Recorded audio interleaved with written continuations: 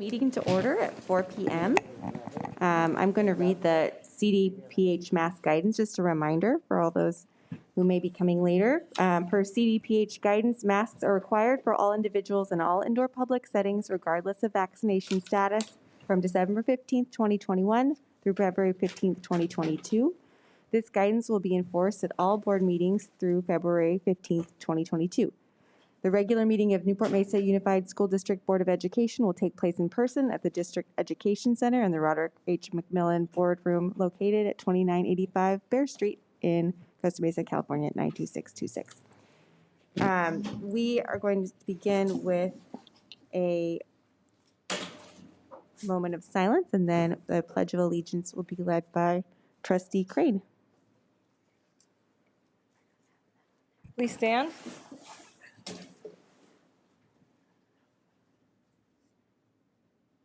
Ready, begin. I pledge allegiance to the flag of the United States of America and to the republic for which it stands, one nation, under God, indivisible, with liberty and justice for all.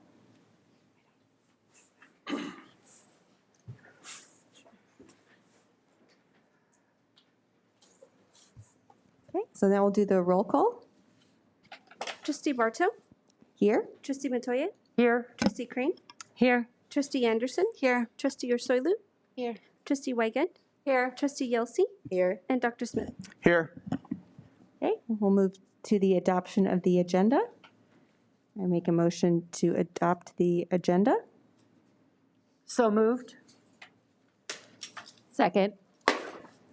Okay, Trustee Matoye moves to adopt the agenda, second by Trustee, I couldn't hear. Wygant. Thank you. Wygant, thank you. Roll call vote. Trustee Barto. Yes. Trustee Matoye. Here. Trustee Crane. Yes. Yes. Trustee Anderson. Yes. Trustee Ursoilu. Yes. Trustee Wygant. Yes. Trustee Yelsey. Yes. Okay. May I ask a question, Madam President? Yes. Bob, can you hear us all? Great, thank you. We haven't been masked, and I wanted to make sure that he could hear us. Okay, now we move to community input on closed session agenda items. Do we have any comment? Okay, so with that, we will recess into closed session at 4:03 p.m.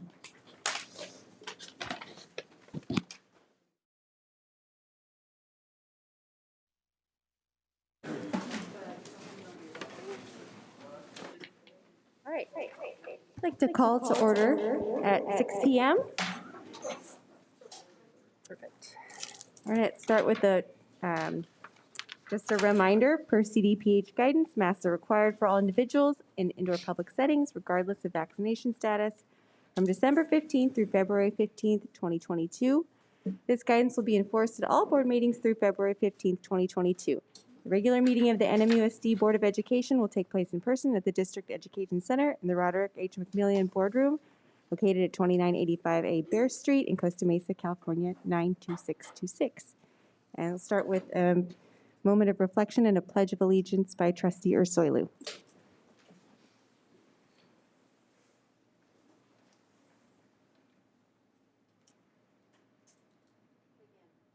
I pledge allegiance to the flag of the United States of America and to the republic for which it stands, one nation, under God, indivisible, with liberty and justice for all.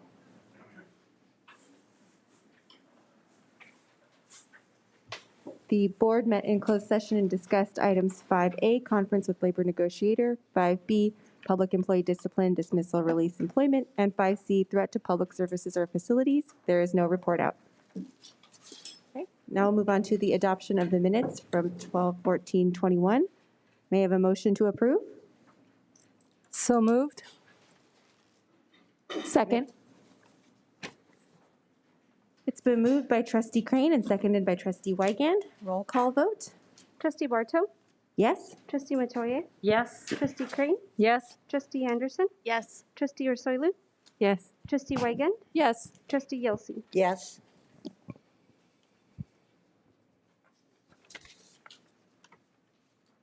Okay. And we will be meeting with our student board members via Zoom tonight. Thanks for being here. We're going to do the reports via Zoom. And Trustee Matoya, would you like to take over from here? Certainly, thank you very much. Our student board members, as you can see, are zooming in, and the topic this year was, how was it coming back from break? And our first report will be by, I can't tell whether it's Moss or Marcy, or not. Neither one of them. So, Dane, you're up. Thank you. Dane Dodge from Estancia High School. We good? Can you hear me? Okay. Good evening, President Bartow, Superintendent Smith, board members, staff, and guests. After asking members of Estancia's student body how our return back to school after break was, I got two major responses. The first of which was that students seemed excited that faculty was continuing to try their best to keep school as normal as possible, whether that be through advertising sports games and pushing students to attend, or keeping up with some of the smaller activities on campus. Students seemed very happy that staff were trying their best to keep school normal despite the COVID surge. However, many students did complain that the instructions or guidelines for when to stay home or go to school if you were sick, or what to do if you're in contact with someone who got COVID, were a little bit vague and confusing, especially with regards to close contact situations. However, to end on a positive note, with most seniors done with applying to colleges, our counseling team is doing a phenomenal job at offering scholarships and showing students specific scholarships that they could qualify for through their use of a virtual bulletin board. Thank you. Thank you very much.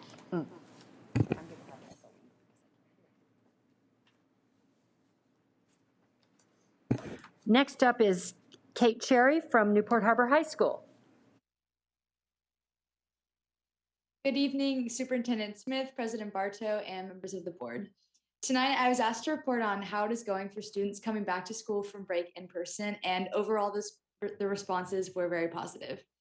Students say they feel more motivated and encouraged to start the second semester strong since they are in person compared to starting second semester online like last year. Coming back in person has made students more excited to come back since we still have sports and arts programs going on, which gives something students to look forward to.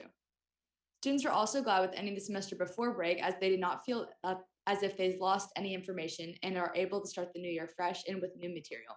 Thank you for your time. Thank you, Kate. There. I have to turn my computer off to talk. Moss, thank you very much for coming. We're really happy. Moss is going to be our student board member who is able to vote on our discussion action items. So thank you very much. Moss, would you mind giving your report right now? Thank you.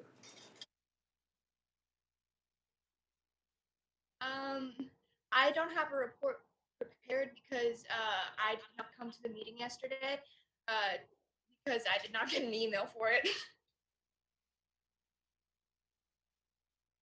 How were your students, how was your school coming back? Well, I'd say that we were pretty good coming back. We started out pretty strong last week. Unfortunately, I missed half of the week last week because we thought that I had COVID, but mostly from what I could see during last week and this week, we were progressing pretty well. From talking to the students, they felt that coming back in person was much better than when they had come back to school online after the break in previous years. They thought that it helped them get a fresh start because a lot of them had issues over the break. Perfect. Thank you very much. Student board members, we'd love for you to stay as long as you possibly can. And Moss, we'll have you be piping in when it's time to do our discussion and votes. Please let me know either via chat or waving if you have a comment on any of the items that we're discussing. Thank you. Thank you. And now we'll move on to Harbor Council PTA report. Lisa Bowler. I am smiling at you guys. Good evening, President Bartow, school board members, Dr. Smith, cabinet, and guests. Well, we're starting our second semester, or second half of our PTA school year. So we're back to having our mid-year audits due. We have our workman's comp forms due from all of our schools, as long as they if they've paid any employees, they need to fill out a longer form, but even if they didn't have any, they need to fill it out, and it goes back to our insurance company, which is a new thing. We used to collect them all, compile them, and send them in. Now it's all done directly with the insurance company, so it's easier for us. Our nominating committees are being formed at all of our schools, and we're looking, obviously, for our officers for next school year and hoping for the best possible candidates. And those elections will take place in March. And the last thing is my usual. It's not too late to join the PTA. Go to jointotem.com, type in your school or schools of choice, and it'll walk you right through it. Thank you. Thank you.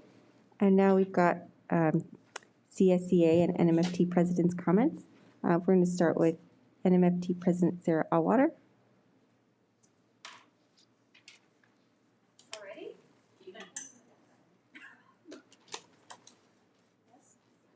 Okay. Sorry about that. Good evening, President Bartow, board members, Superintendent Smith, and cabinet members. Thank you for the opportunity to speak to you tonight. On behalf of NMFT, I want to start by wishing everyone here a happy, safe, and productive new year. Tonight, you will no doubt hear about a lot of the hard work, perseverance, and successes regarding the return to school. That's good. I'm not here to take any of that away. It's really important during a time like this, during an event not experienced before and more challenging as well. But it's important that you and the public have as complete as possible an understanding of what the employees at their school communities are experiencing right now. As a board in the near future, you may have the opportunity to advocate for funds. You'll be asked to listen to and approve budgetary decisions that parse out funds between valued educational resources and employee benefits and costs. You'll be asked to do all those things you regularly do, and the district cabinet and administrators will do what they must do. You'll be asked to make decisions on indoor school gatherings, sporting events, and the like. You'll, as per COVID, have multiple different pressures with different opinions coming at you all at once. Everyone is doing their best to make this work. In many ways, it's working. Schools are open and kids are learning. But I might be the only one here to tell you everyone is not okay. That's not my point. They were there today, they showed up, and they'll be there tomorrow for their students as well. But the newest variant of COVID is daunting. There is an inherent stress every day at school, keeping staff and our kids safe. There's an ongoing need for continued mitigation measures to prevent the spread of the virus. The increased illness rate and subsequent sub-shortage is unrelenting for everyone. The guidance is ever-changing and sometimes murky. The nurses and our other unit members are overwhelmed. When there's a lack of substitute, teachers are providing extra class coverage. There's a portion of the contract that covers this emergency circumstance, but the intent of that language was never meant to be a long-term solution for a shortage like this. Teachers need, but are missing the built-in parts of their day to perform their planning, prepping, and administrative duties.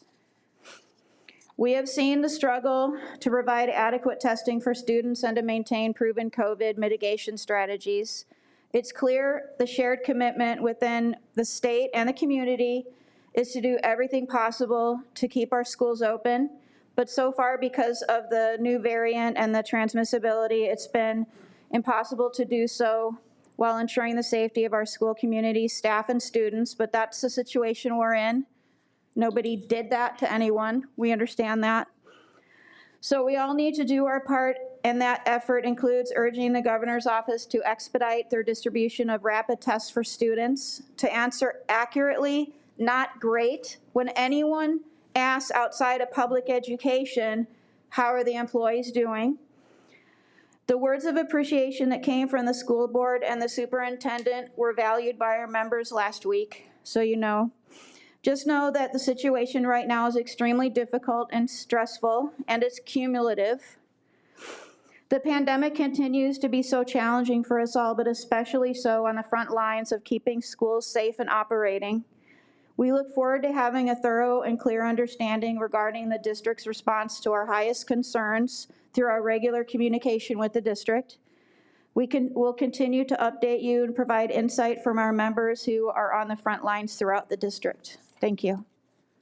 Thank you. For CSEA, tonight we have Eleanor Rebard.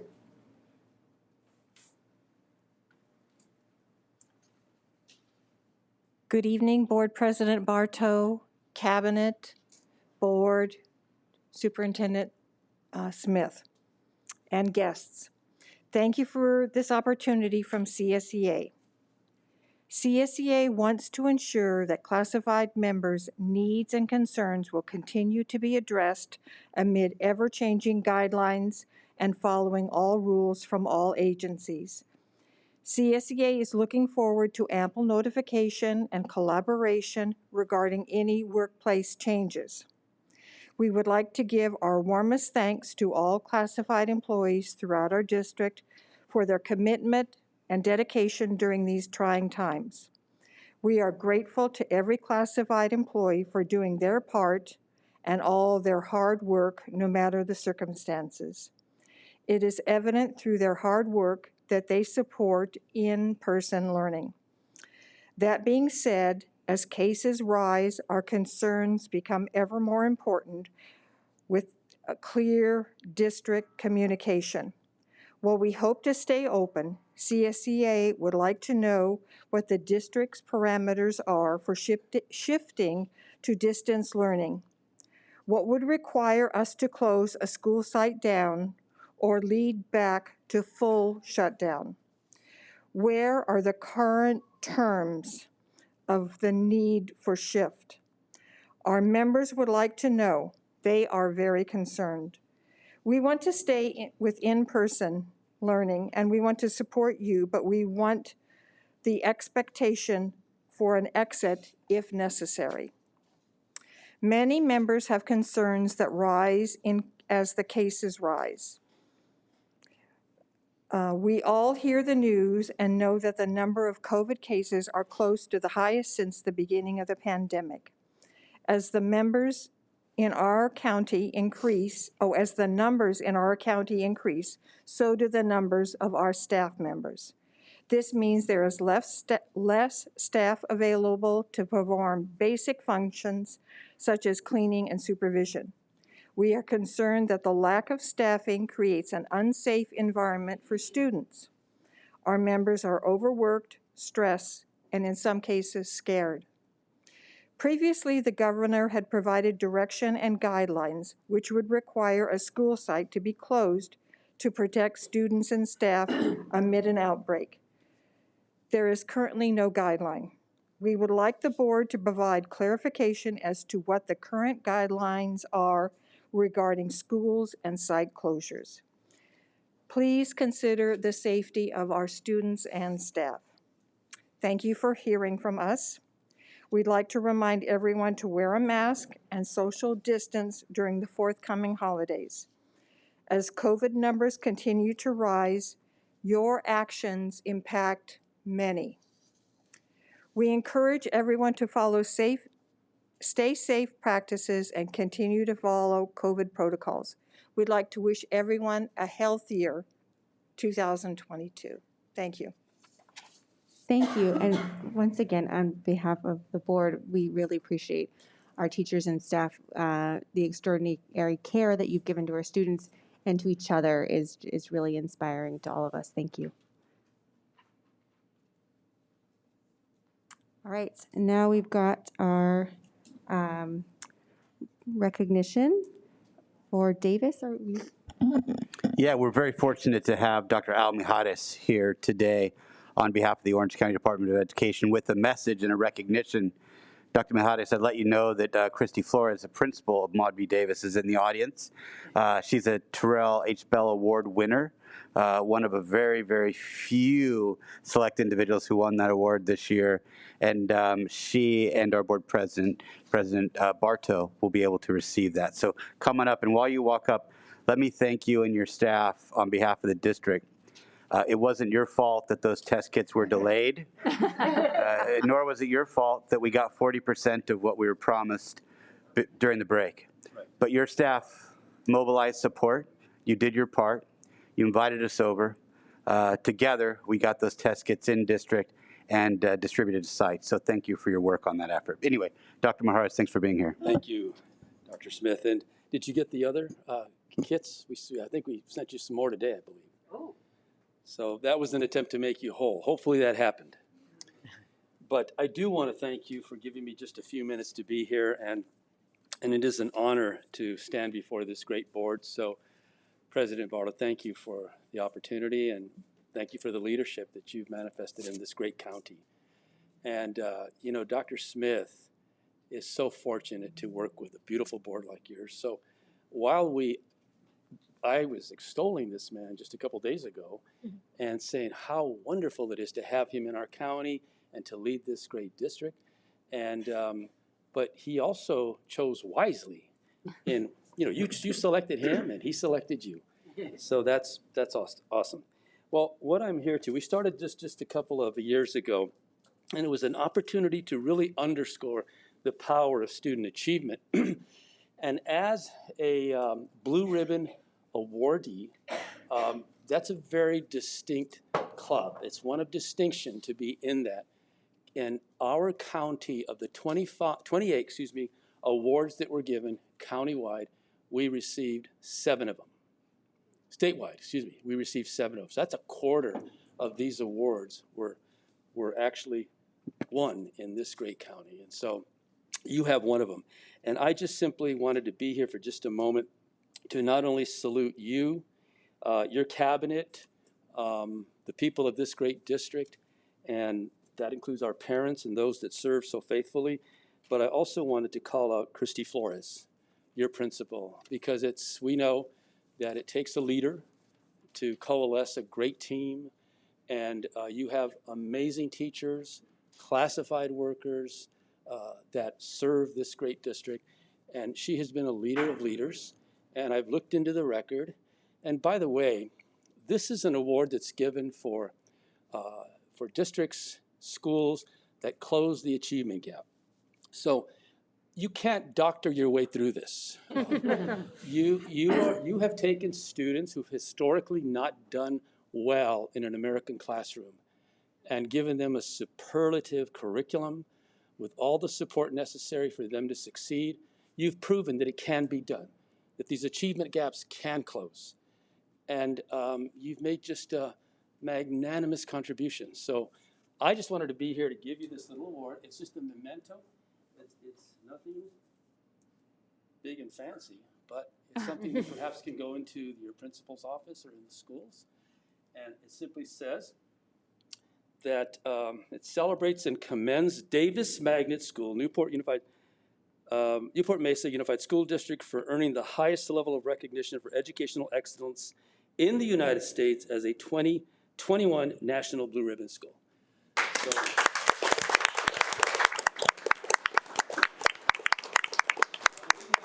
Dr. Smith, and thank you for having me.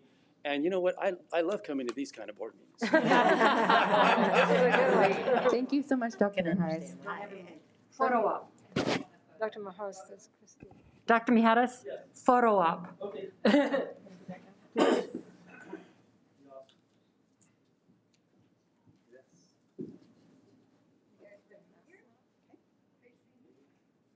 Get your Do you want to hold that?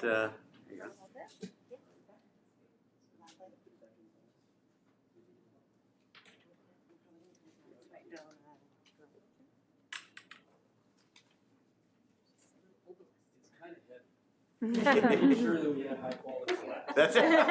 Exactly. Verona.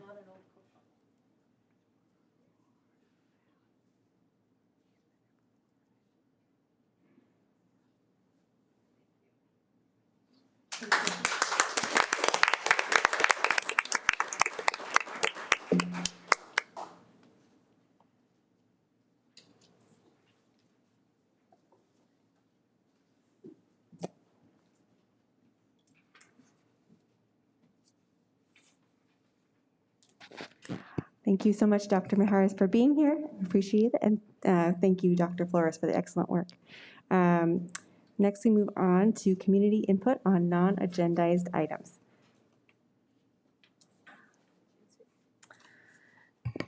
Thank you. This is an opportunity for the public to address the board regarding items not on the regular agenda. Comments on non-agenda topics are limited to 3 minutes per comment, up to 20 minutes per topic. A speaker may not relinquish his or her time to another person. By order of the Brown Act, Section 54954.2, the board will take no action nor have any discussion or on non-agendized items. The superintendent may provide clarification during superintendent's comments. Thank you. Thank you. We have 2 comments. Matt Armstrong.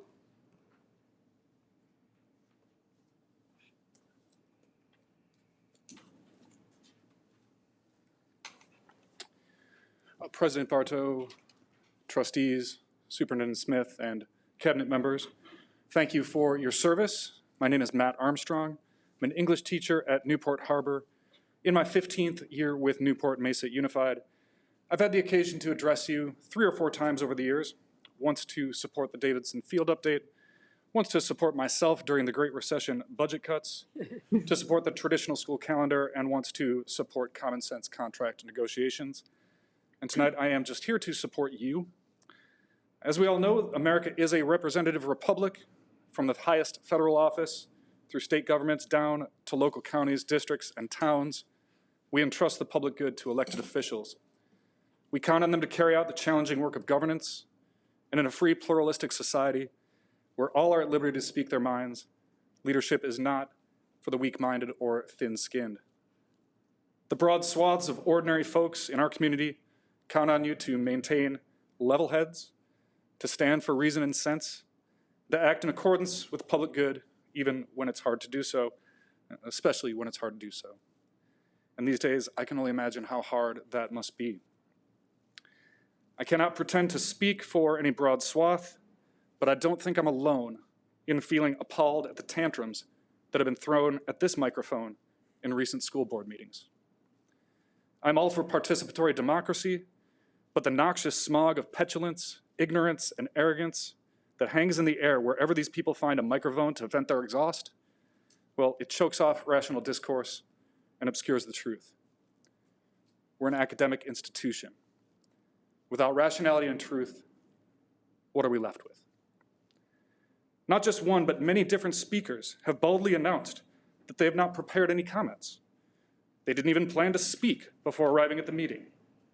Can you imagine the sense of entitlement? To be convinced that whatever notion happens to occur to you is somehow worthy of everyone's time and consideration just because you happen to think it. If one of my students opened a speech by explaining that she didn't prepare, I'm afraid I would laugh out loud. I don't know how you manage to keep a straight face up there. But rest assured that normal people are rolling their eyes whenever they hear someone talk about their own research. We're cringing whenever some conspiracy theory peeks out through some rant. We're offended by those who spew vile curses at our principals, and we're downright angry when anything in our pandemic response is compared to any aspect of Nazi Germany. You are appreciated. Thank you. Keep standing strong. Keep holding the line. And I'll see you in another 3 or 4 years. Thank you, Mr. Armstrong. Thank you. Next, we have Dennis Aschendorf.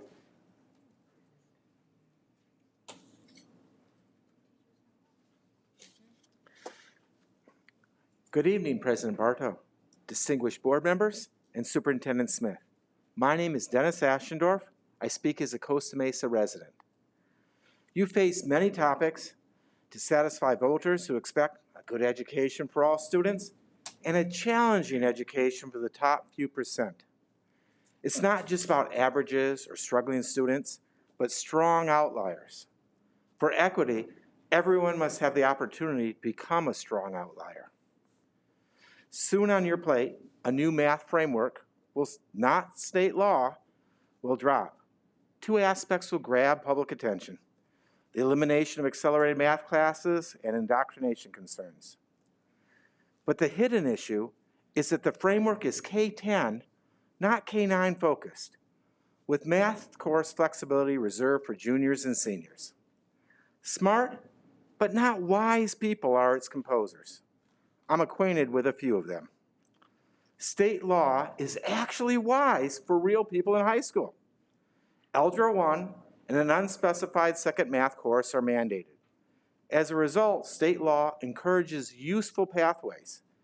And more subtly, the law treats geometry as an expected elective.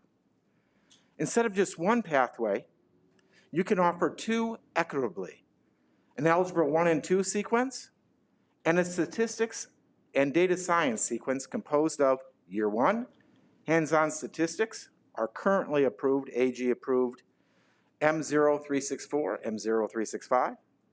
Year 2, financial algebra and or data science, both are AG. And Year 3, AP statistics. Equity doesn't mean the same middle school path for everyone. No acceleration isn't equity, but a straitjacket. For truer equity, employ 2 realistic acceleration moments, not 0. 1, IM has a no-skip content Math 6, 7, 8 for 6th and 7th grade. Follow this with geometry, not algebra in 8th grade. 2, employ algebra 1 and 2 in 9th and 10th grades with either IM or minority-proven curriculum having 2,000 pages of content and lesson plans. For equity, support the 6th grade acceleration, but make it hard. At quarter's end, reassign students and teachers as necessary. Yes, that's unpleasant, but it's doable. 2 acceleration points yield full equity because geometry isn't required, nor are SATs or ACTs. You have power. Don't merely follow non-binding state guidance that serves other agendas. Thank you. And congratulations, Ms. Crane, on Tessa's engagement. Oh, yeah. My son isn't as happy though. I know. Yeah, he lost a good one. Thank you, Mr. Eschendorf. Okay. We'll move on to superintendent's comments. Yeah, Mr. Armstrong, you made comments for the board. I would feel disrespectful to pretend to know how they felt about that, but I can tell you as a former high school teacher, an English teacher for years at the college level, I was just inspired by the way you put that together. And so for whatever that's worth, I can speak for me. And you make teachers look good. Mr. Eschendorf, I would say this, that the math framework is something that this board is taking very seriously. They've asked staff to look into, and more than just look into, to work with advocates at the state level to make sure that whatever is done is, I think in your words, wise for all students concerned.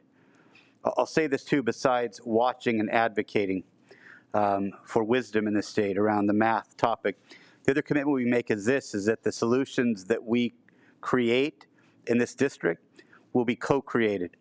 So we'll be working with experts like yourself.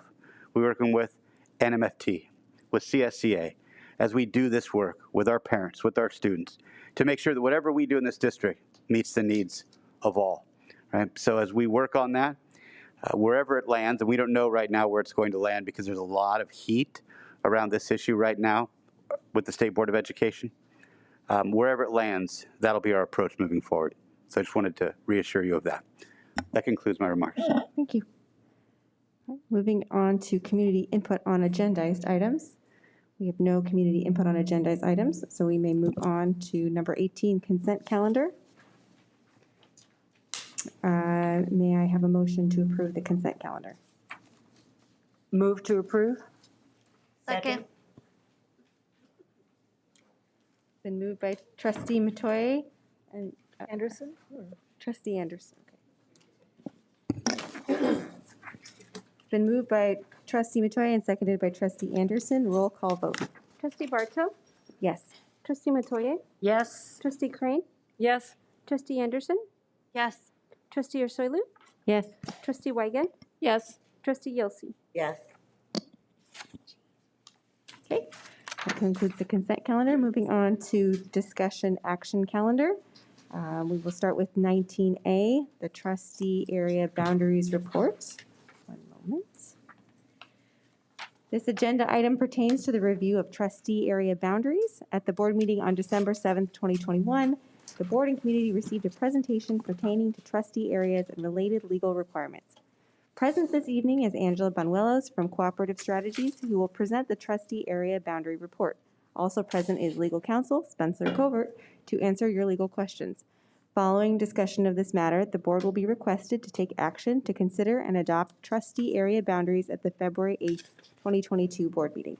At the meeting on February 8th, 2022, Cooperative Strategies and legal counsel will return for your review of the draft maps. At this time, I will now call on Mr. Covert and Ms. Banuelos from Cooperative Strategies to present their reports. So we'll start Good with evening, Spencer. Thank you. Members of the Board of Trustees and Dr. Smith and our audience.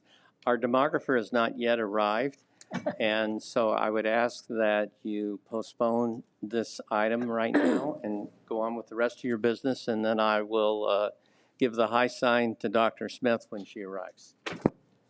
Thank you. Thank you.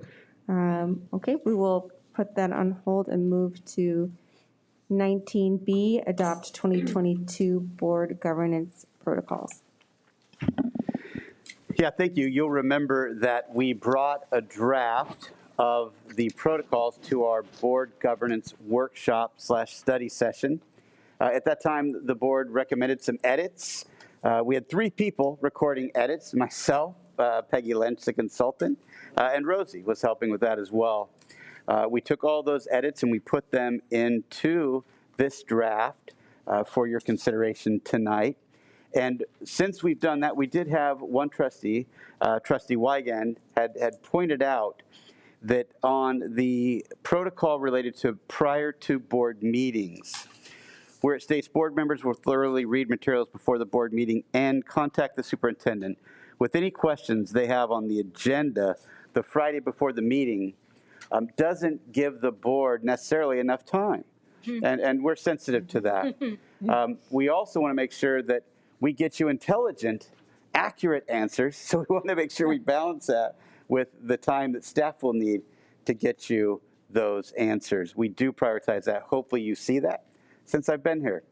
So I would make the recommendation that we look at sometime Monday morning. So it gives you the entire weekend. So here is an edit for your consideration.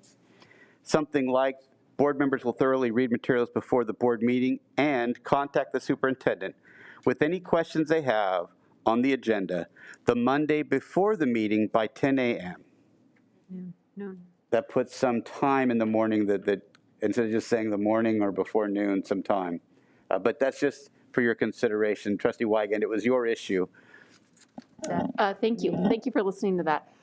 Yeah, I think we definitely deserve, more than one day to review, which I think is definitely makes sense. And that Monday before the board meeting, I think is great. And I like how you put in a time, because I also want to be cognizant of your time and attention and the staff's time, because we don't want to say 5 o'clock, 9 o'clock at night on Monday and have you guys have to answer our questions. So I think by 10 a.m. on Monday seems fair. Trustee Wigand, you were not alone. I was going to bring that up as well. So thank you for just giving us extra time, because we do take this very seriously, and there's a lot of attachments that we want to really do our homework well. As Mr. Armstrong has said, you need to be prepared when ready. So thank you. Trustee Matoye had a comment? Yes, I just want some clarification. With full knowledge that staff absolutely does not have to address these until Monday morning, is there a problem if we send them off before that time? Just because I tend to send it off right when I'm doing my reading, when I've finished, and I fully fine if it sits in your email box from Saturday afternoon till Monday morning before we get the answer. So can it be, instead, have on the agenda by Monday morning? Is that okay? Absolutely. You can send them whenever you have them ready. Perfect. We just wanted to set a time that would give us ample time to do the research. Oh, absolutely. To provide something of value to you. You can send them whenever you have them. And I also want to recommit publicly that the Wednesday is that agreement we have to get those to you. And so any delays, I'm sure, are my fault, being the newbie and all of that. I'm old and slow, but we're going to recommit. We're going to make sure that we get those to you Wednesday. Even still, folks are working. We get that. And we believe that the weekend provides you some time to dig in and let you focus on work and family. And then when you get a chance, take a look at it and get us some questions. But certainly, Trustee Matoya, we could receive those whenever you have them ready. Thank you. Trustee Yelsey, and then Trustee Crane. No, I took mine off. It was the same question as Trustee Matoye of changing the on to by. Thank you. Trustee Crane. Oh, I was going to add, could we just say then, with any questions they have on the agenda, no later than Monday at 10 a.m. before the meeting, the board meeting. Sure. So we could say no later than Monday at 10 a.m. before the, so it'll give us an option to send it over the weekend. You bet. You bet. Any additional questions? On any part or that one? Well, no one else has their hand up. Are there any additional questions on this protocols? Not on that protocol. And but thank you for your edits. Okay, thank you. And Trustee Anderson has her edits corrected. Great. Trustee Yelsey, perfect. Okay. I had a question on a different protocol. Okay. On the third page, handling concerns, the first question sounds like two separate items to me. So the board and superintendent are committed to having parent and/or staff concerns handled at the lowest possible level where those involved on the issue can resolve the matter, period. And then board members should not solicit information from staff regarding other staff members. To me, that's a completely separate thought. And if it's not, please clarify for me. It seems like a typo. Splitting that maintains the integrity of what each of them is trying to do. So it seems to me like it's an edit for clarification. Absolutely. Not a wholesale change to what we worked on. No, absolutely. Perfect. That makes sense. It could be two, and then the other numbers would shift by one. Yep, that was it. Thank you. I see some lights on. I'm not sure if they're current. Trustee Crane? Yes. The last section under board meetings, number 8, board and management team members will be fully engaged at all meetings and avoid electronic or other distractions not related to the meeting. Can we define electronic and give an example just as a team so we know our expectations? I would assume one is the phone, right? But obviously not our computer because we use it for reference. Well, I think that's why we put in there not related to the meeting, and I would argue that your laptops, such that they're being used for the meeting, are related to the meeting. I think the spirit of this is that none of us should be distracted by what could be an evolving number of electronic devices, phones, watches, glasses now that allow you to see Facebook. I think the spirit of it is we all matter, you matter, the work we're doing for 18,000 students matters. Let's all just be present, not be playing Tetris on our phones. But I think certainly as it relates to the work, I have advantage up here. I'll say this to the public that are listening. The board are focused on the meeting, right? And so that's absolutely appropriate. Does that kind of conceptualize the spirit of it? And yeah.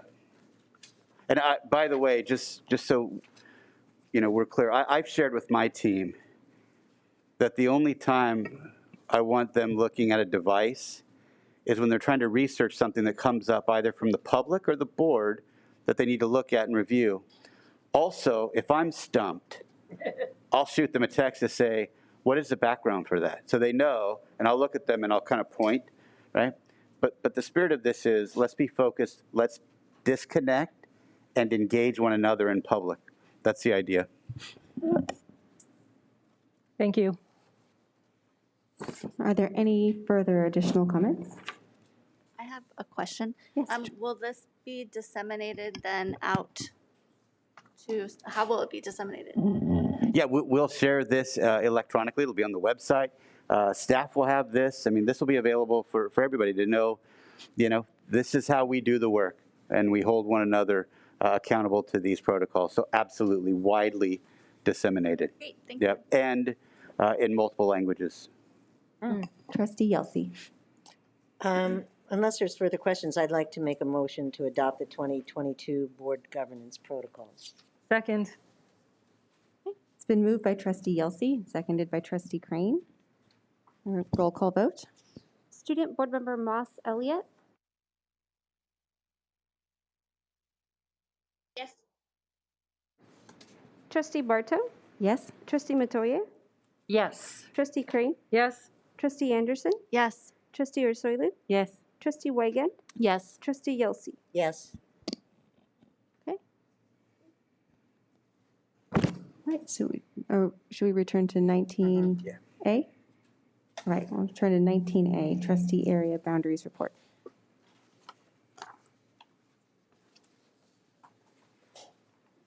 And you had that great preamble, too. It's just been separated by, know. by the break. That's right. Hopefully it's sunk in, and people want me to, I can read it again, but I think we're good.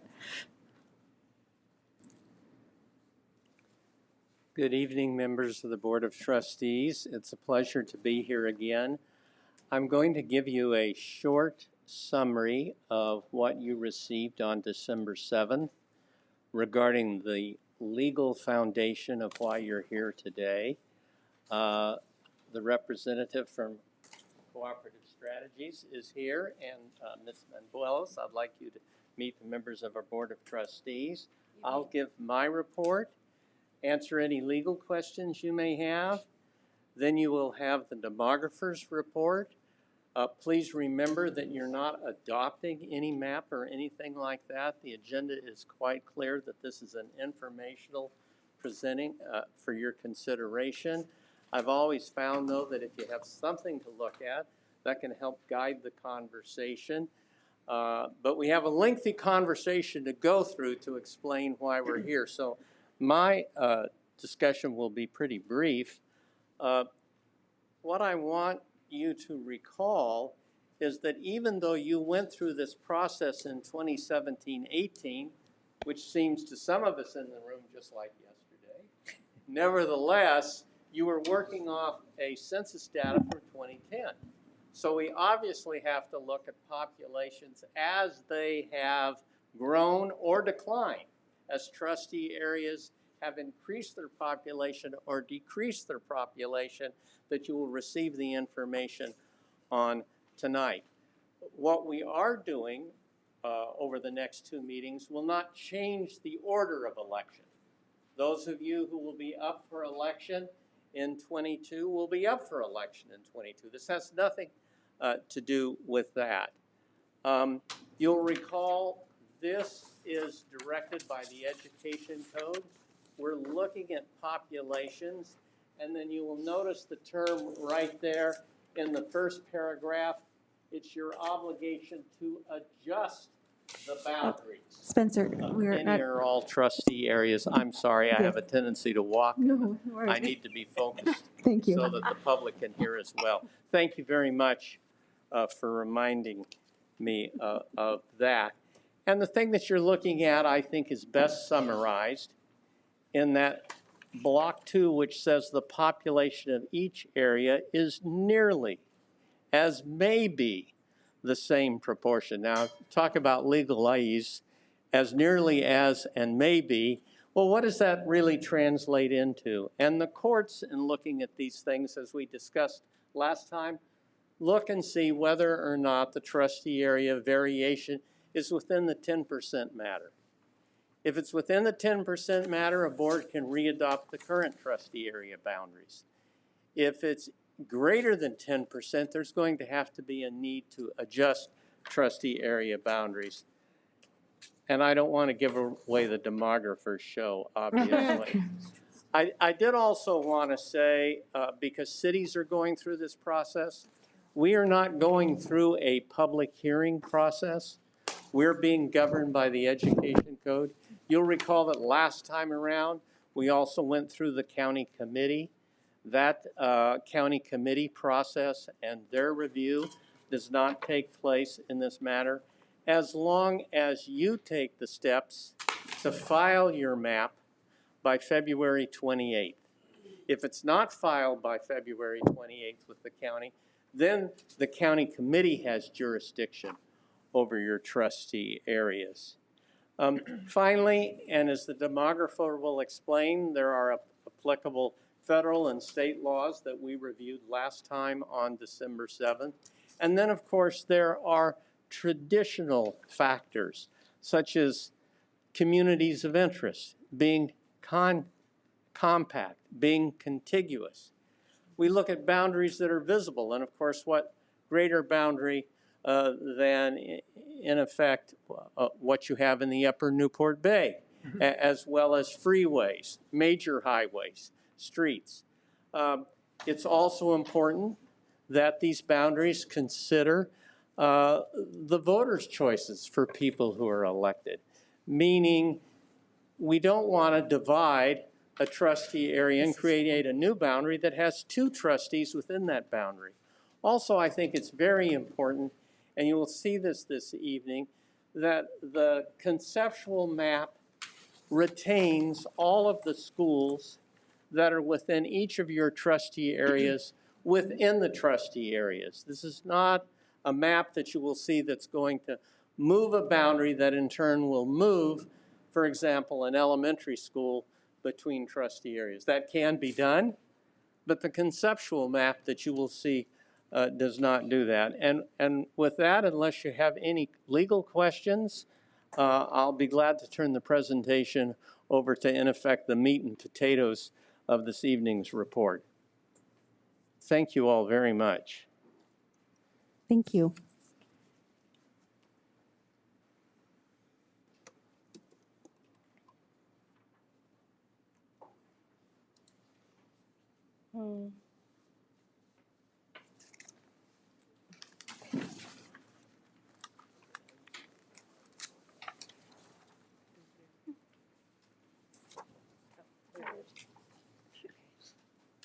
All right, evening members of the board, Superintendent, Mr. Smith.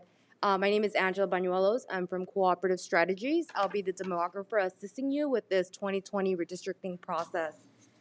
So we're going to be going over the comparison of the 2010 and 2020 data sets, and then we'll move forward and talk about considerations and provide you with an example or conceptual scenario that may be considered moving forward.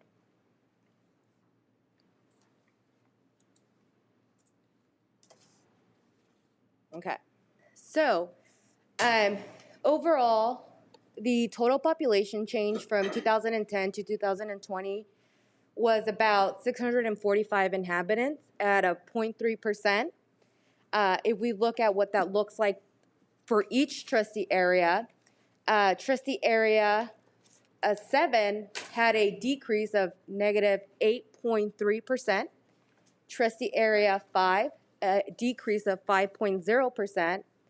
And trustee area 3 had an increase of 6.2%. And trustee area 6 had an increase of 5.9%. So what does that mean? So currently right now, the district's variance, as Mr. Spencer mentioned, is 14.5%, which is 4.5% above the allowable 10% threshold. So the district will need to adjust their current trustee area boundaries.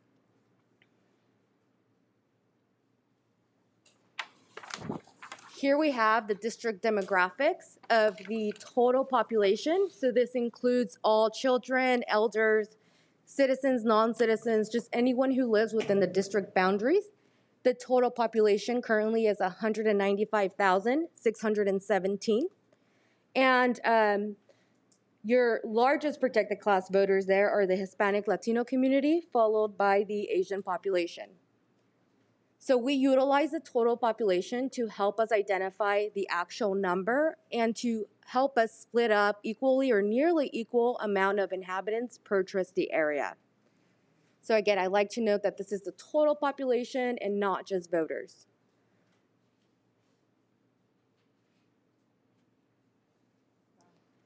Here we have the district demographic for the citizen voting age population, also known as CVAP. These are your actual voters, citizens who are eligible to vote. You currently have 141,400 within the district boundaries. This information allows us to identify communities of interest and to not impair voters of protected class to elect an official of their choice or a candidate of their liking.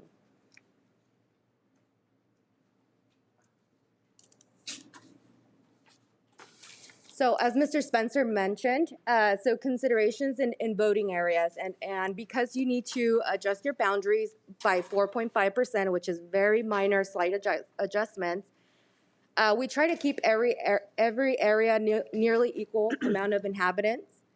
We draw them to comply with federal Voting Rights Act, so that means no cracking, no packing, no gerrymandering. We keep the areas compact and contiguous as much as possible, meaning that we cannot pull from different areas to create one area. It has to be within one specific area. We respect communities of interest as much as possible, and if available within the district boundaries. Follow man-made and natural geographic features as much such as highways, mountains, or main streets. We respect incumbency as much as possible. Again, we follow the will of the people, and they have spoken, and we try to remain those candidates within their respective areas. And other local considerations such as school boundaries or any considerations brought up by community members or board members. So here we have an illustration of the district's current boundaries. So currently there are 7 trustee areas.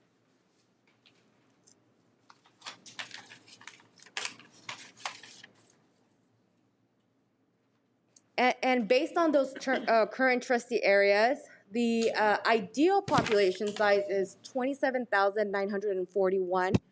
So how do we get the ideal size? It's basically just dividing the number of the total population by the number of board members. So in this case, 7. So that gives us a total of 27,941 for a variance of 14.5%. Here we have the split up of population variance through trustee area and by demographic. As noted earlier, trustee area 7 has a negative 0.8%. Trustee area 6, 6.2. Trustee area 5, negative 4.8. Trustee area 3, 6.5%. And I'll explain why I'm focusing just on those areas shortly.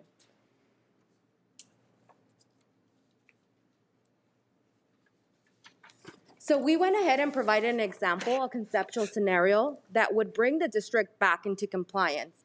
So if you know, we also circled where those changes occurred. So in trustee area 3, we reduced area 3 and increased area 5 around the lower red circle, which is in the southern portion, to bring that district back into compliance. And we expanded area 7 and reduced 6, also by around Ford Road. Additionally, we took a square on the previous map, and I'll show a side-by-side comparison of what that looks like, just to make that area more compact and contiguous. This particular scenario has a variance of 4.8%. If we look again at those trustee area 3 is a 1.3%. Trustee area 4 is a negative 1.9%. Trustee area 5, negative 1.9%. Trustee area 6, 2.0, and trustee area negative 1.6. So it's a huge difference with minor changes.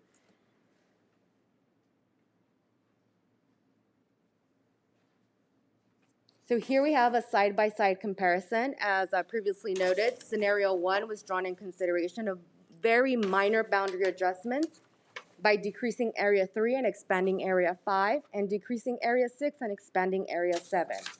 Now, something we'd like to point out is that all school districts remain within their current trustee areas identified during the 2018 process. And because you just went through this process a couple years ago, it was really important to kind of keep those areas similar to what you have now. So again, it's just a few census blocks that were moved, nothing too drastic. Scenario 1 has a variance of 4.8%, well under the safe harbor of 10% or less. So here we have, again, a side-by-side comparison of the current trustee areas and conceptual scenario 1, where you note the changes here in this area, which is this square. Ford Road here, which is here, and we kept that line across the freeway. And then here, where this was previously trustee area 3 and now trustee area 5. Is that Beacon Bay? Beacon Bay, yeah. It's still, I mean, still a little bit of Beacon Yeah. Bays in there, like a couple streets. Okay. And here we have a draft timeline of how this process would occur. So today we are going to potentially receive any input on potential adjustments if the scenario presented does not meet your standards. And the board would be adopting a final trustee area map on February 8th, 2022. And then towards the end of February, Cooperative Strategies will send the updated shapefiles and voter information to the registrar of voters. And then this would conclude my presentation. So if you have any questions, I'd be happy to answer that. I know it's a lot to take in. Yes, it is. It's hard to tell because some of these don't have enough streets, but on the piece of Area 3, are you okay if I just talk? Yeah, go for it. The little piece of Area 3 that will be going into Area 5, is that correct? Correct. Do those students now currently go to Newport Harbor High School? No. They go to, well, if it's, Wait, if it's Beacon Bay, do you know if it's Beacon Bay? See, that's what we, The one off of Bayside Drive, that's, So are you speaking about this area? or speaking of the dunes, like, it'd be helpful to have neighborhoods kind of spelled out. yeah, that's where we. Have you been able to research the neighborhoods? No, we have not. Because that doesn't help, this doesn't help us. Or even see the lines, Right. like more detailed of where these lines are, what's. I find myself Because going we- like this on my paper. I'm like, that's not gonna do Yeah. anything. Okay. Can you zoom in again, like you did? Just Like, or major arteries, so we know, okay, if that's Jamboree, then this must be, this doesn't really. PCH. Yeah, you can't So you see have- the streets here. You have Linda Isle and. Yeah, the census blocks there are very, very small. So we try to add every single street name. It would be really hard to read Not the street map, names. but we can provide a Google version where you can zoom in. Yes. Yeah. Okay. All right, we would That'd do be- that. That would be helpful because there's a small portion that goes to a completely different high Harbor. school. Yeah. Yeah, that's a concern. That would be, But it probably is like, I think, a little, well. I'm not even we'd going be to within- assume. We'd be within a 2%, I think, if we moved it. Yeah, I don't want to assume until I see the real names of streets or at this point. Like Isabel Boa. Okay. So Beacon for Bay is now in Area 5, isn't it? Mm-hmm. Half of- Area 3. So parts of Beacon Is Bay it are, 3 Beacon Bay? well, parts of Beacon Bay are in Area 3 and Area 5 Yeah. currently. Yeah. So if you move it the all one- to one, that would be helpful, yes or no? Well, it's still that way. It's just a couple different blocks. I mean, a couple blocks It's so over. nice to be in Area 2. You need to know that we are We having can't to hear you. deal with the census blocks as they are. Mm-hmm. So what we're going to have to provide, perhaps through the demographer and through your staff, is sort of an overlay of census blocks with attendance areas. But Yes. for these purposes, we must stay with the census blocks in determining where we're making any movements in order to come within the 10%. I think it would be helpful to see, the current attendance blocks, the proposed attendance, how much it changes. I don't know that it changes at all that much, but it'd be good to see, especially because it's so tiny. Certainly, we'll be glad, and perhaps the attendance areas are available now for you to look at. We did not bring that because we were so focused on the census blocks. Yeah, I do believe that it's not just Beacon Bay. It looks like it could also be the part of the dunes. I think it is. Those mobile, And that's what we can't tell. the prefab homes that are right there where Miss Asper lived, for example, if this as a reference point. I think for me, it would be more like, let's keep the kids where they are now, where their attendance area is. Well, That's this the doesn't change concern. where the kids go. This doesn't change where the children go. Representation. Like if it would change, it would add representation to a trustee that does not necessarily represent that demography. It'd be worth a look to see Yeah. the Yeah. different, and plus the thing is too, that the number, and who knows, I'm just 3-4 years ago, the number of students in that area were really small.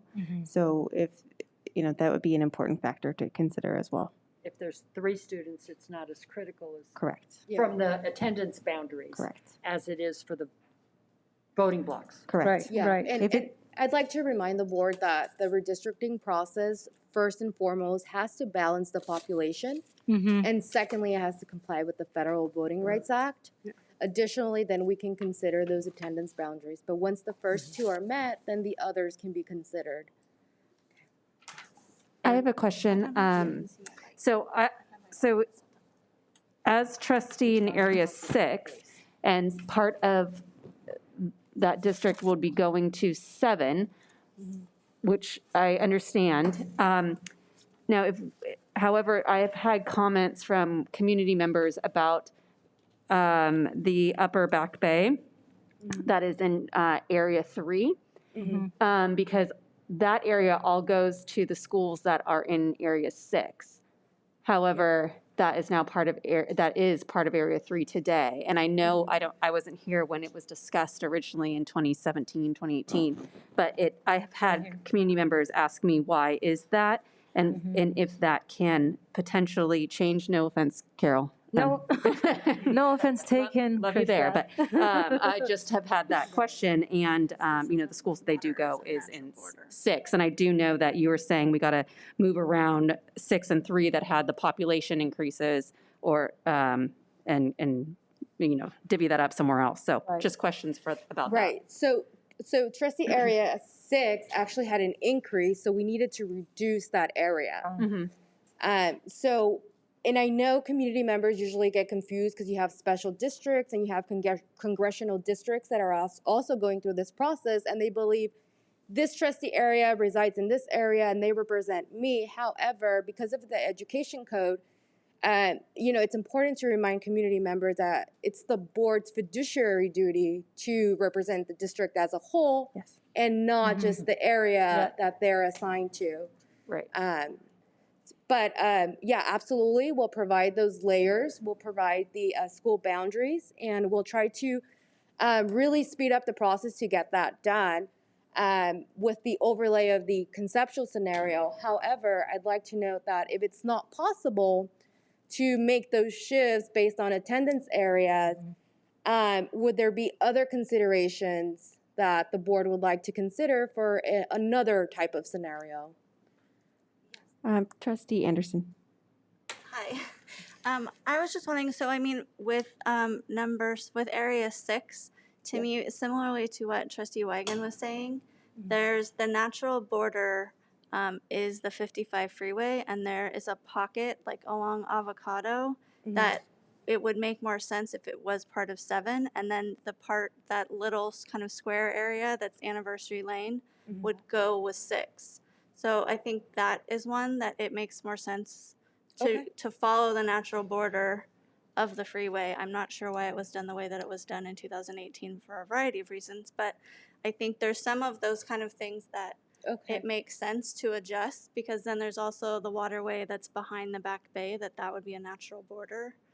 And I would really like to see a detailed map with the street boundaries, what the street boundaries are for each area, because for the left side of 7, it's past Whittier, which is basically half of that are the bluffs. So I don't know what street would be the cutoff there. Okay. Trustee Yelsey, and then Trustee Matoye. I have one more. Mine was it. Oh, I'm sorry, Trustee. And then I also, just one last thing, and Area 7 is the minority-majority zone, and on Scenario 1, it only has 14,502 as the population, when Area 5 has 23,000 plus, and so I mean, that's more than that's a 10,000 population difference, so it just doesn't seem that the numbers are very balanced. So I'm just wondering if we can get at least a second map option with some of the things that we're saying, but then also two closer numbers around population. Okay. Trustee Metoyer, and then Trustee Ursulou. So I'm sorry. Let me. Oh, go So ahead. within Trustee Area 1, that was identified as a majority protected class area in 2018. Trustee Area 7, Oh, and I seven. was looking at Scenario 1. It's not showing, it needs to move over to the left. There we go. That's the current. That's the current. Yeah, it's on Scenario 1, it's like page 8, I believe, on the. I was gonna have the page, yeah. Page 8. Okay, so currently I see Trustee Area 7 as a plural district, meaning that representation from a protected class is above 50%. However, it's not a protected class area because the CVAP, the actual voters, are not above 50%. Okay. There's not enough voters with it for the protected class to create a protected class area.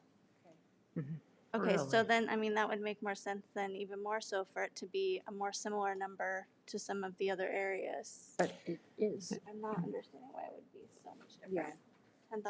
10,000 people is a lot. Or the registered voters. Okay, that was, the lines are not drawn by registered voters. The lines are drawn by the population of people that live there. This is what we went round and around before because it felt so uneven because there were so many more registered voters in one area than in another area. And we who were on the board at that time were pummeled constantly with, that's not what you draw the maps from. You draw the maps from how many people over 18. Isn't that the? Correct. Voting age people, not people registered to vote. So, I understand that. but that number is close if you look at page 8. It's not that close. It was 14. I still would like to see it closer. Isn't it 27,000 TP? Yeah, the total population? The TP is similar, yes. It's the voter registry that is not. And that doesn't matter. You And want then to look. if possible too, on this map, I can't read this. It's like in 4-point font. Okay. So if it would be possible to please send us this, but bigger, so we can review it, please. Yes, absolutely. And then Trustee Metoyer, do you have a question? Then we'll Trustee Ursulou. I have a big ask, so I'm okay if we shoot down my big ask. We're listening. In the age of computers, it's one of those things where we could have a special board meeting just to look at this, where you can have the computer active, you could shoot it out, we could look at it, you could say why we can't do it this way or something along that, because. And change them as we're talking. Change them as we're talking to say, well, if we put this here, that's a really good idea, Trustee Metoyer, but if we do that, it throws off this and this and this and that, yeah, and that's where I had to be last time, where I came to terms. We can definitely set up a work study session prior to the upcoming meeting. February 8th meeting, Yeah, yes. so that would be in the next week or so. I can definitely come on by and then we can go through this process together if everyone's schedule is available. Are we able to do it after? That's why I said it was a big ask. Not given the timeline that we have, unless the district is gonna do special meetings in February to adopt a scenario. I'll let Mr. Colbert. Well, thank you. Thank you so much. Well, yes, and we're not done yet because we have to understand your questions. But this schedule was suggested based upon regular meetings. Right. So, and that was done because oftentimes audiences don't come to special meetings. So you're going to have to make a decision if it would be desirable to have a study session between the 11th and the 8th, so that then the adoption could take place on the 8th. That's a board decision. Or do you want a study session sometime to take place? And I'm going to ask the demographer, because this is a lot of work we're talking about, what her schedule allows with the districts they're working with. But I think we ought to try and have a study session so you can see some of these things come together and visualize them. So then you can take the final action. And you can take the final action at a special meeting if you need to. Oh, that's what I it was just gonna needs to be done so that the demographer in turn can take the final document and then have it finalized in the format that gets electronically filed with the county. So we can't be waiting till the 28th, of course, to be making this decision. We'll have Trustee Ursulou go and And then no we'll- one is suggesting that. I'm just trying to say we're going to have to, in effect, publicly discuss, which is probably the best thing, when these meetings should take place, subject to the demographer's availability. Thank you. Trustee Ursulou. Oh, thank you. I just wanted to double check with the demographer. The intent of the law is that these trustee areas need to be based on the total population of each zone, correct? Independent of the voting age, the voting eligible persons in the district. So I think to Trustee Anderson's point is a bit moot because that number is not going to really shift, that CVAP number. It's just going to be what it's going to be because the critical element is making sure that total population is pretty standard across the 7 zones, right? And given This is just a function of perhaps low documentation status or higher younger population that's unregistered yet. So it's all of these different elements that are out of control of the process. The process is really about what is the population, correct? Correct. Okay, thank you. Would the protected class voter, the eligible voter percentage be much higher? Talking about like a 50% or a 45%? And the distribution of those voters would be within like certain enclaves in the district, then those can be factored into this process. However, there's not enough voters of that protected class to be able to create those protected majority areas. Yeah, thank We you. don't have a Thank you. majority minority area anymore? Spencer, as you've asked for them to talk about a timeline, we have a board study session on the 25th of this month, just so we know that Tuesday is already spoken for. Yes, a singular item, a board study session on the 25th. Trustee Matoye. Is this a time when I can look at my phone? Yes. That's right. You will not be in violation of point 8. I need a point of clarification. Thank you, Yes. President Bartow. So am I hearing correctly that we no longer have a majority minority area? Correct. Oh, boy, we went through a lot for one voting seat. You do have a plural area. You have a plural area where the protected class, the total population is above 50%. So that means that there's a plurality there. However, not enough voters for that protected. Right, we don't have the voters for that. That makes sense, We have the okay. bodies for that. And do we have the numbers over 18 for that? Yes. Not over 18, just total population. Okay. But that's where, Lots of kids. that doesn't, because the current is 42, and we were told last time that it was over 50. So that's, I mean, that's where it just, Yeah. Census has I changed. didn't think it had to be over This is the 50. shift. It had to be. old information. I think was when we 50. went over the demographics, there was a negative 8% in Trustee Area 7.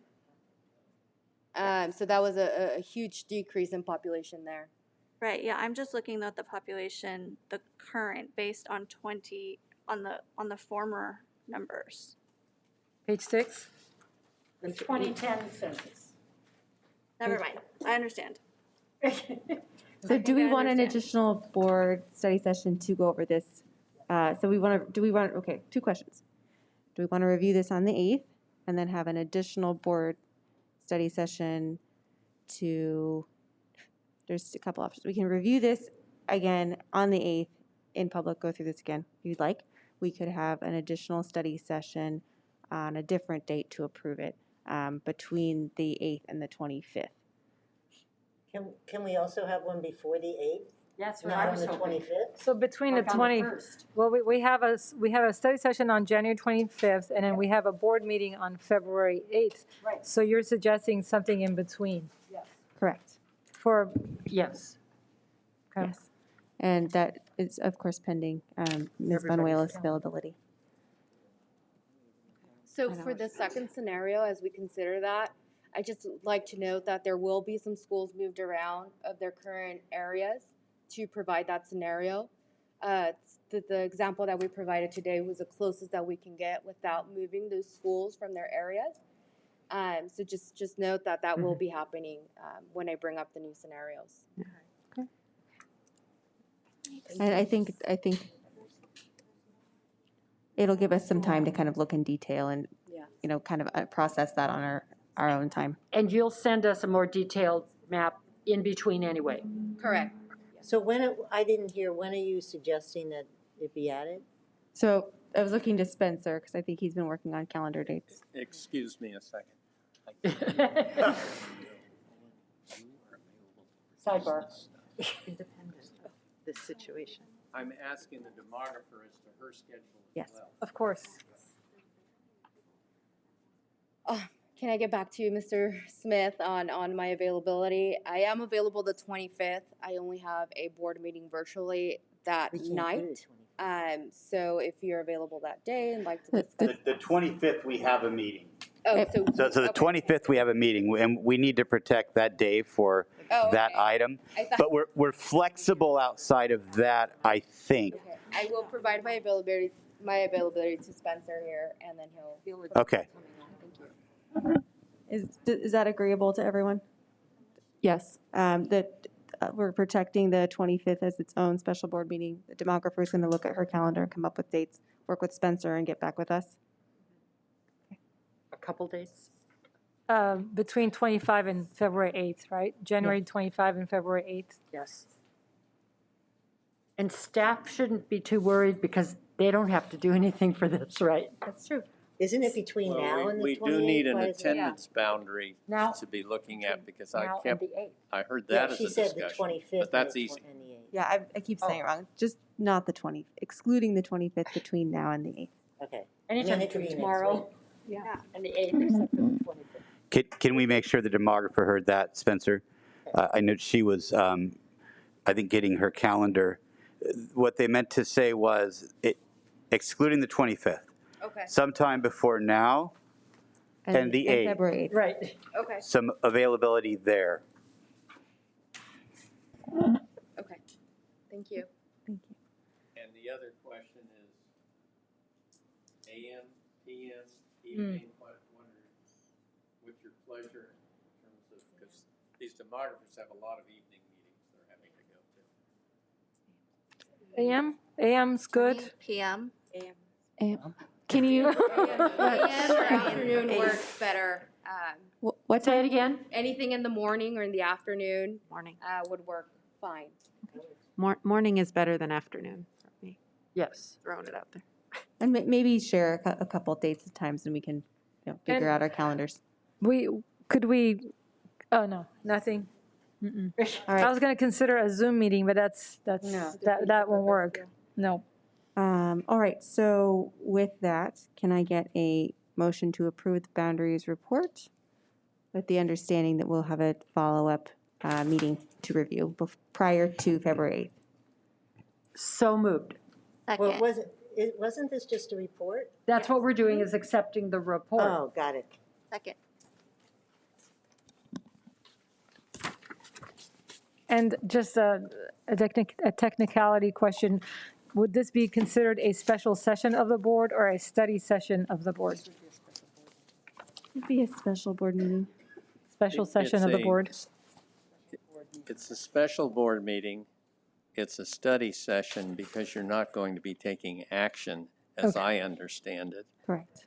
It's an information gathering direction, so perhaps we'll be able to then bring you the final several maps or map for adoption on the 8th. Okay. If that cannot be done, then you'll have to call another meeting after the 8th to take final action before the 28th. Thank you. very much. All right, so it's been moved. Thank you, Angela. Thank you, Ms. Thank you Benoit. so much. So it's been moved by Trustee Matoye, seconded by Trustee Anderson. The roll call vote. Student Board Member Moss Elliott, Yes. Trustee Barto, Yes. Trustee Matoye, Yes. Trustee Crane, Yes. Trustee Anderson, Yes. Trustee Ursulou, Yes. Trustee Weigand, Yes. Trustee Yelsey. Yes. Moving on to item 19C, first reading and adoption of modifications to Board Policy 5116.1, Interdistinct Open Enrollment. Mr. Drake. Yes, thank you, President Bartow. So before you this evening for first reading and adoption is Board Policy Intra-District Open Enrollment Transfers. We have made some modifications to it just to kind of tell the story.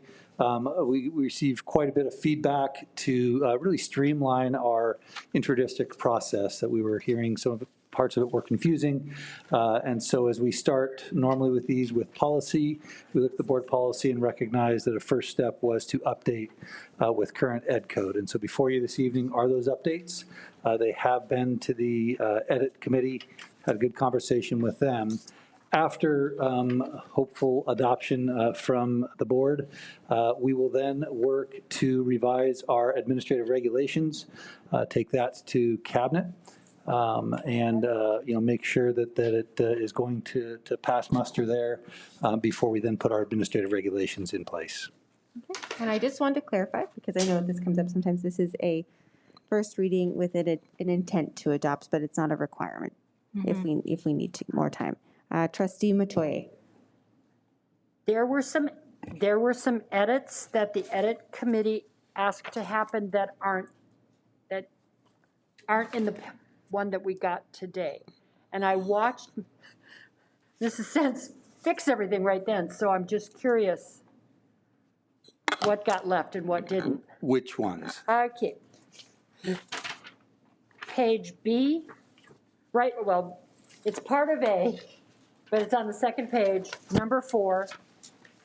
We capitalized, see this, the picky edits, capitalized comprehensive support and improvement and put a parentheses, capital CSI after it for clarification. And I know we did that. Yeah, we did. Thank you. Define what CSI was for our team. Yes, and on that same one, we took away on the very, where it says USC, because that's something we all seem to go to, the parentheses is gone and the word and is inserted. It was pursuant to 20 USC 6313A3 and 20 USC 6311, so without the parentheses. So we did that already. Yep. Let me see if and I think that was it. But I know we did that. Agreed, we did do that. We did, those edits were suggested and made, so I'm not sure what happened in the printing. Okay. It looks like the one that's on our agenda online is accurate. Oh, good, thank you. Way to go to the 21st century, Trustee Anderson, thank you. Okay. Any additional comments? Then I would like to make a motion that we, where are we at? That we, okay, let's see if we waive the first reading and adopt the modifications to Board Policy 5116.1, Interdistrict Open Enrollment as shown on the agenda. Second. It's been moved by Trustee Matoye, seconded by Trustee Crane. Roll call. Student Board Member Moss Elliott, Yes. Trustee Barto, Yes. Trustee Matoye, Yes? Trustee Crane, Yes. Trustee Anderson, Yes, there is one thing that is missing from this, the definitions that we looked at from the CDE. We did ask. Do you want to speak into the microphone just a little bit? Thank you.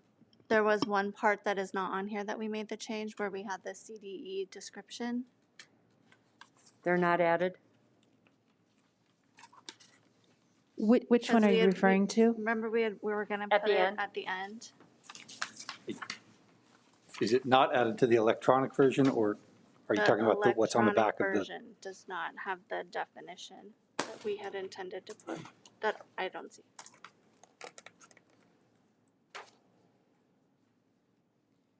Are you referring to the definitions of the 8 different bullet items that we had listed? Yeah. I do know we made that correction as well. So, So it's an iteration that we have saved somewhere. Yeah, Maybe we it's do just a have fish. it. I'm just not sure how it wasn't added, how that happened. Okay. so let me amend mine just to make sure that it's as the committee it was edited, so. Thank you. Thank you. Yes. Okay, So yes. yes, so trustee Anderson, thank you. Trustee Ursulou?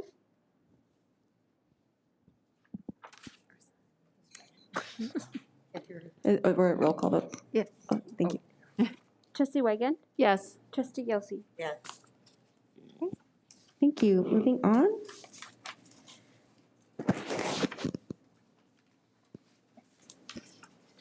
May I ask if you would send us a copy of it once you get it all trimmed up with a bow on top? Thank you. Item 20, resolution adoption calendar. We'll begin with item 20A, adopt resolution 15-01-22 in support of Assembly Bill number 75, Kindergarten Community Colleges Public Education Facilities Bond Act of 2022. Mr. Trader.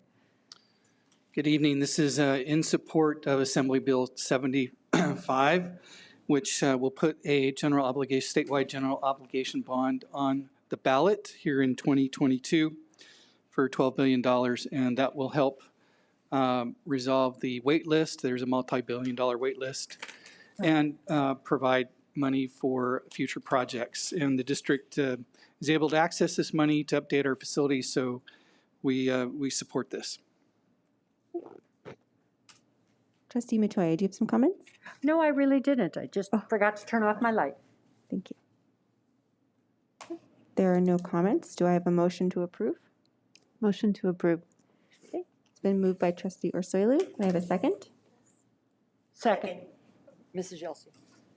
It's been moved by trustee Ursulou and seconded by trustee Yelsey. Roll call vote. Trustee Barto? Yes. Trustee Matoye? Yes. Trustee Crane? Yes. Trustee Anderson? Yes. Trustee Ursulou? Yes. Trustee Weigand? Yes. Trustee Yelsey? Yes. And a point of order, could we have a student board member on this one as well? Not on resolutions. All right, thank you. Sorry, Marcy. Moss, my bad.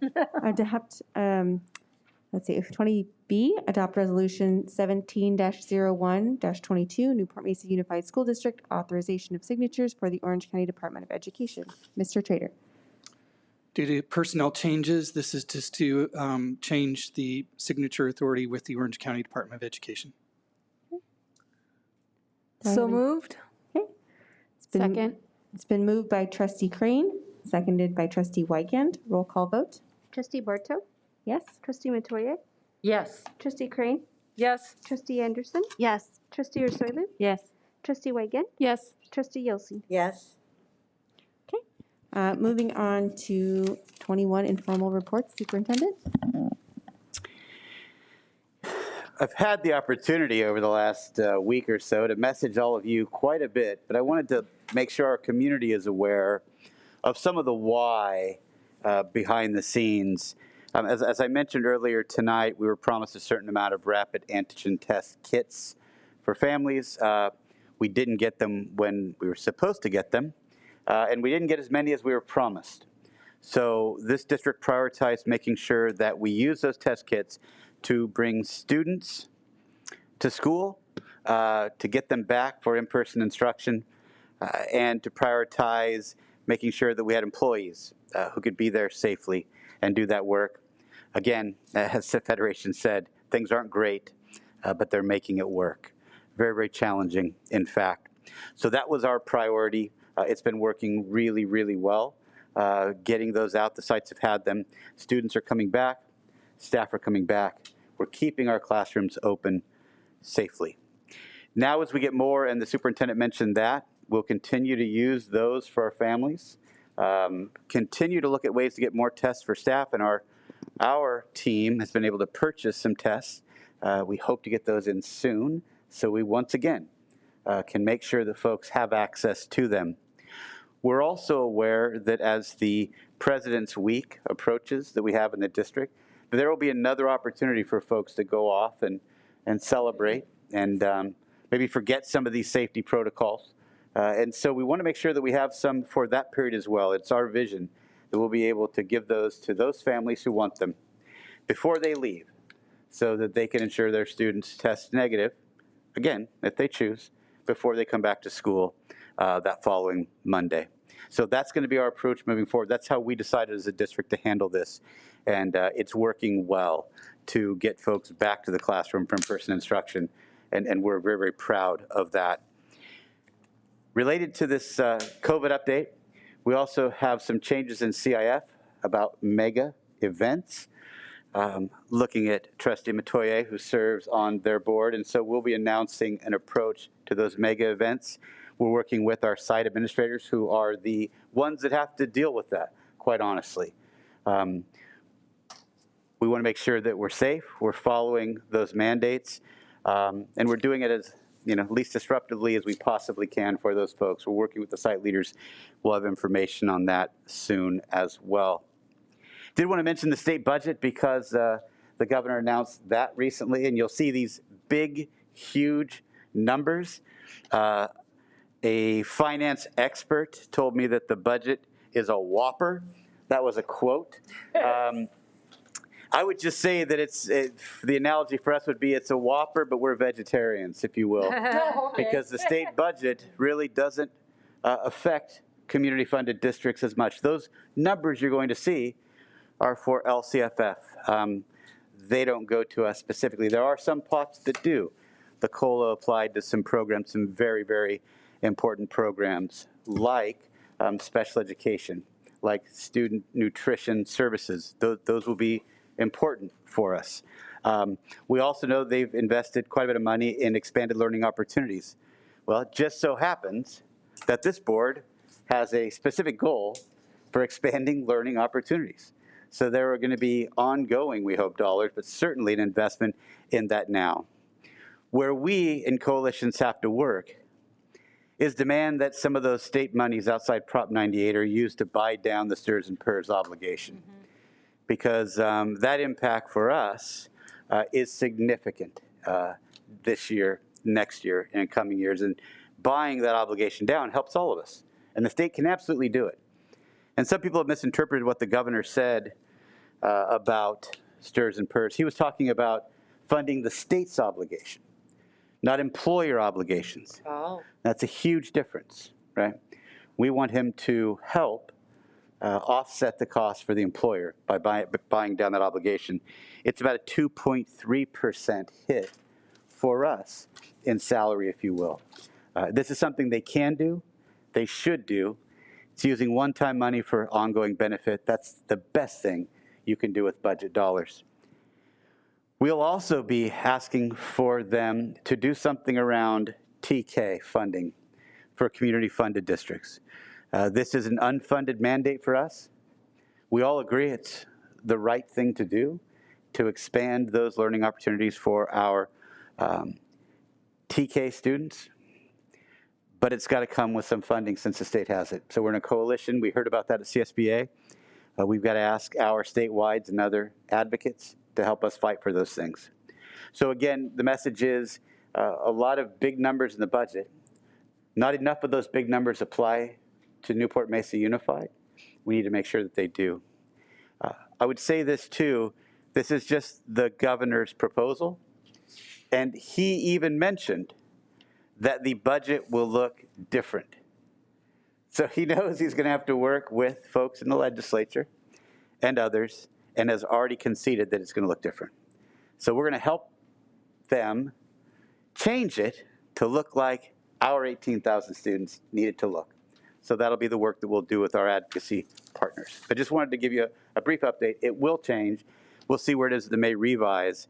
But even then, we'll have chances to make some difference positively for us in the budget.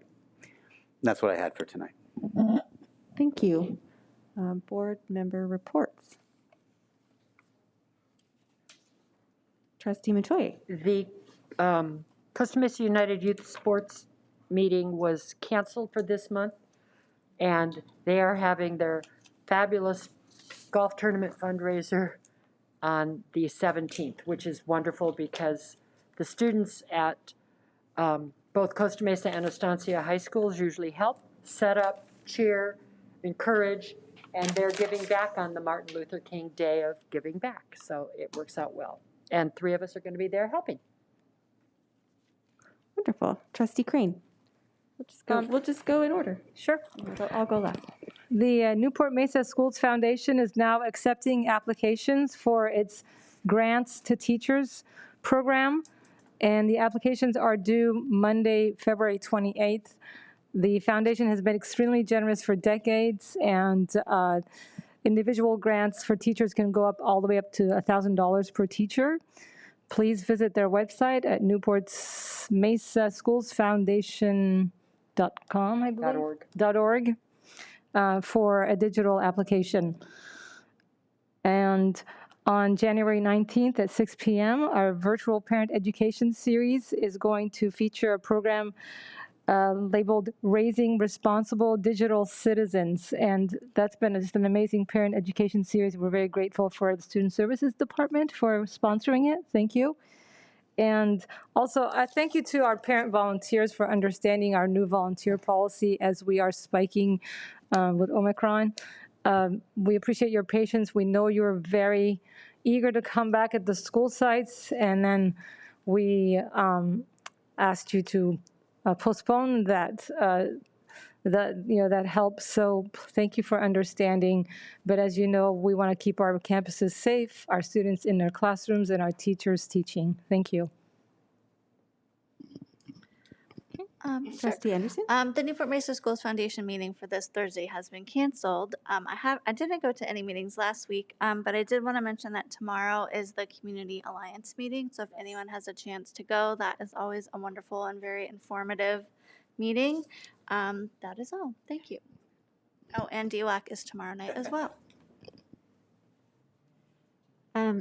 Yes, aside from DLAC, which is tomorrow, I know that the Estancia Theater Group is in the midst of practicing for their big performance this week, and I don't have the ability to make it to the performance, but I did drop them off pizzas yesterday so they could have some snacks at practice, so that was exciting, and they're really excited for their show, so I'm wishing them the best of luck. A couple of us attended the Newport City liaison meeting, and it was great. It was well attended by councilmen in Newport Beach, the chief of police, some lieutenants that deal with traffic, and their city manager, as well as our superintendent, Dr. Wes Smith. And it was great and informative, and we learned a lot about what they're doing with enforcement for e-bikes. Bikes in general, and if traffic has increased at all around some of our schools for the best or for the worse. And it turns out that e-bikes are actually getting a bit better. They did a lot of education before January, this January, but it also is dependent on the weather. So people aren't going to ride bikes when it's cold or rainy. Oh, that's good. So, right. So we're going to see probably a spike, maybe more so May or June. I spike in e-bikes, not spike in anything else, I hope. So they will, but they're saying enforcement is going better. The students know the rules of the road, so that's good.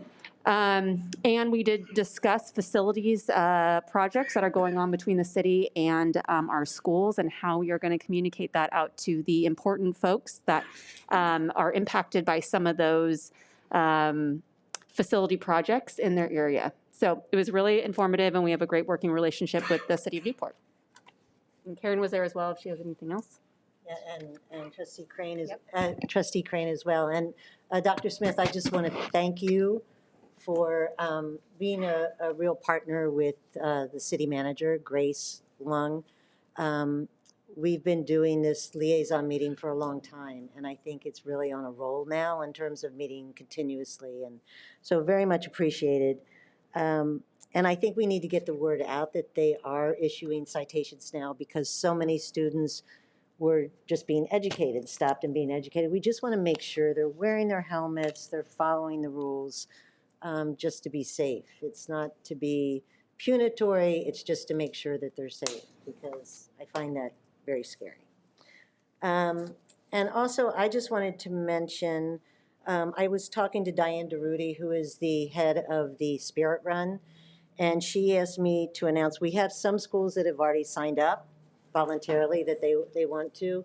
Any other school who wants to participate, they need to have the applications in by the end of this week, January 17th.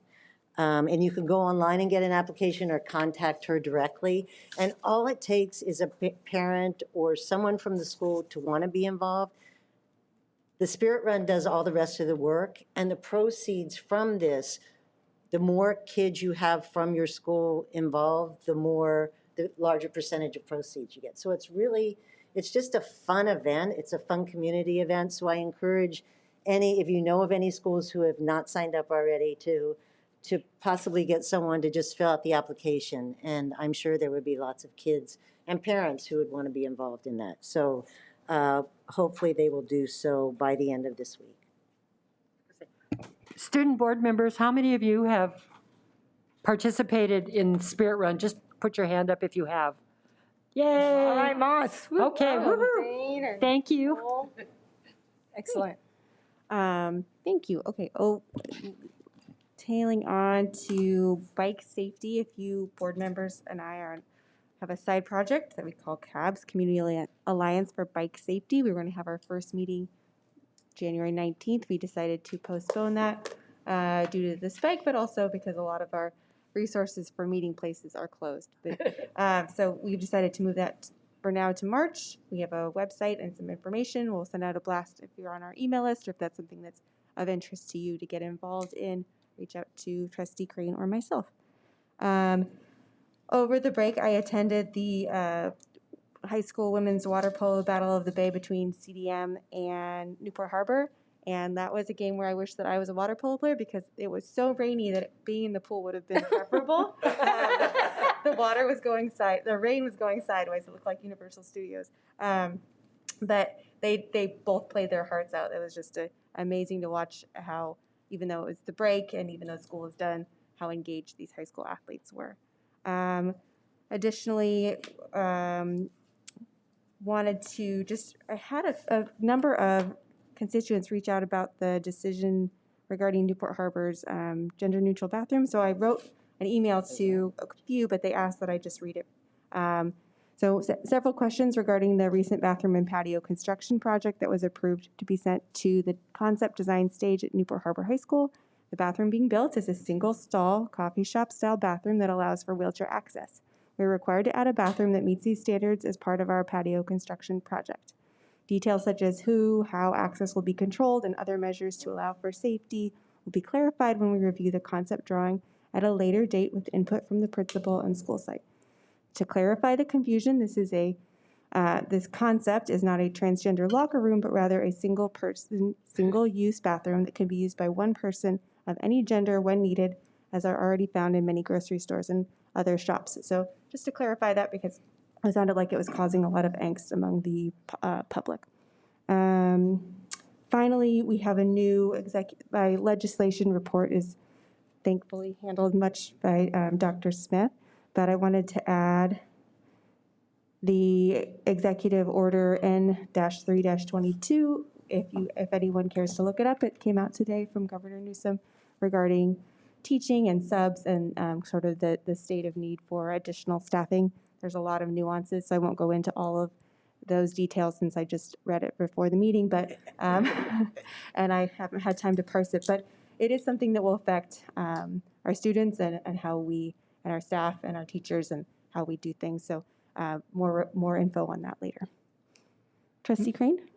Michelle, this executive order is for 30 days, 60 days. Do you know? It's through, I think I put it through, it's through March, but I didn't really pull up the date.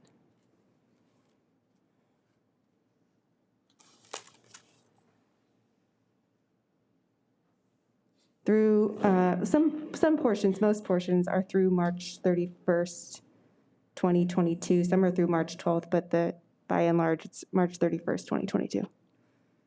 Thank you. Okay. All right, any additional things to add or reports? Okay, and with that, it is my pleasure to adjourn the meeting at 7:47. Do I think? Thank you, student board members, for staying the whole time. Woo! Yay, student board members. Woo, woo. You may now leave the meeting.